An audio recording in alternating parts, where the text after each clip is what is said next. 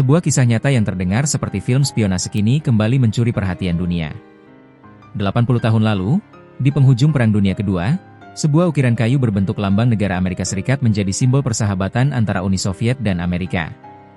Namun, siapa sangka, di balik karya seni yang tanpa anggun itu tersembunyi alat penyadap paling canggih pada masanya, yang mampu merekam percakapan diplomatik selama 7 tahun tanpa diketahui siapapun.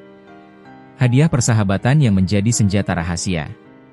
Pada tahun 1945, sekelompok pramuka Soviet menghadiahkan ukiran tangan lambang negara Amerika Serikat kepada Duta Besar AS di Moskow, W. Avrel Harriman.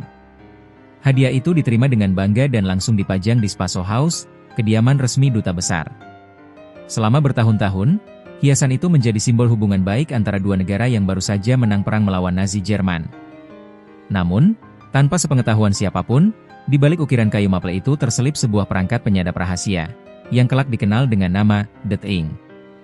Perangkat itu berhasil memata-matai percakapan rahasia di rumah sang duta besar selama 7 tahun penuh, tanpa meninggalkan jejak, tanpa kabel, tanpa sumber daya, dan tanpa memancarkan sinyal yang bisa dideteksi.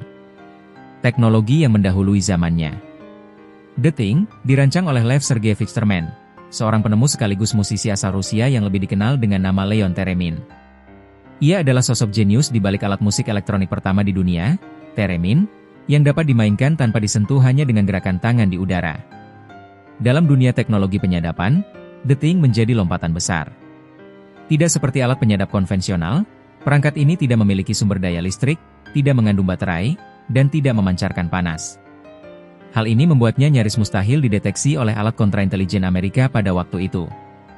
Ahli kontrapenyadapan John Little, yang kini berusia 79 tahun, menyebut The Thing sebagai perpaduan antara arloji Swiss dan mikrometer karena tingkat presisinya.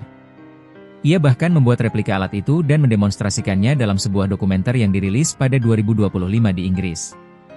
The Thing bekerja seperti pipa organ kecil, jelas Little. Ia memiliki membran yang bergetar terhadap suara manusia, dan antena yang memantulkan sinyal frekuensi tinggi ke pemancar luar gedung.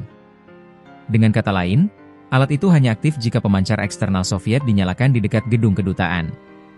Saat pemancar diaktifkan, The Thing akan memantulkan getaran suara ke arah penerima sinyal Soviet, memungkinkan mereka mendengarkan percakapan yang terjadi di dalam rumah duta besar. Tersingkap secara tak sengaja.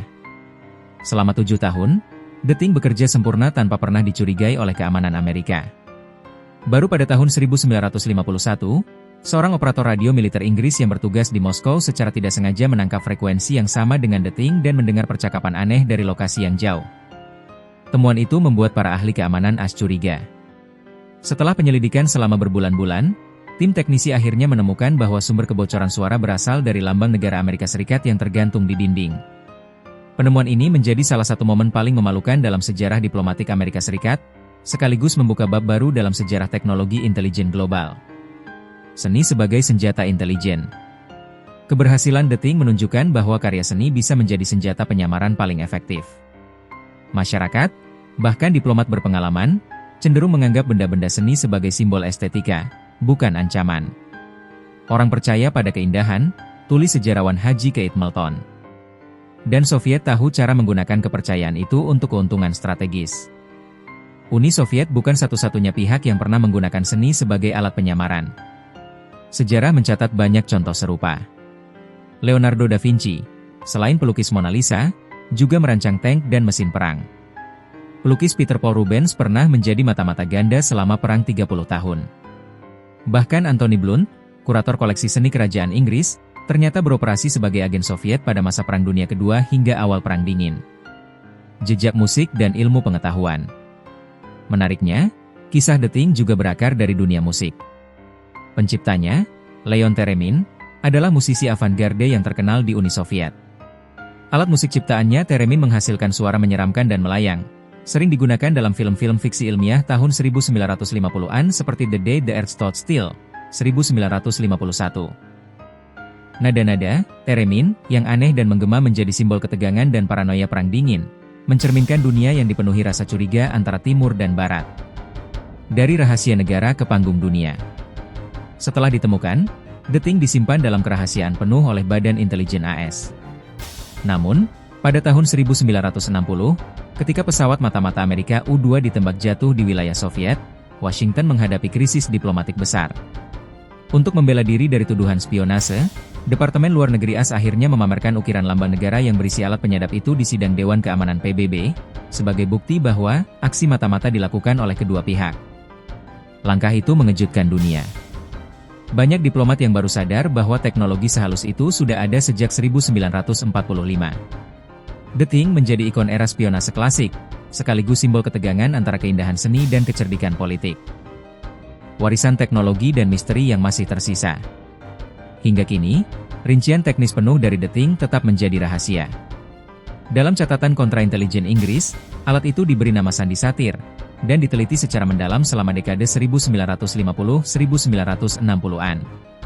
Banyak peneliti yakin bahwa desain The Thing menjadi cikal bakal bagi teknologi passive bug modern yang digunakan hingga saat ini. Sistem penyadapan yang aktif hanya saat dipicu sinyal eksternal.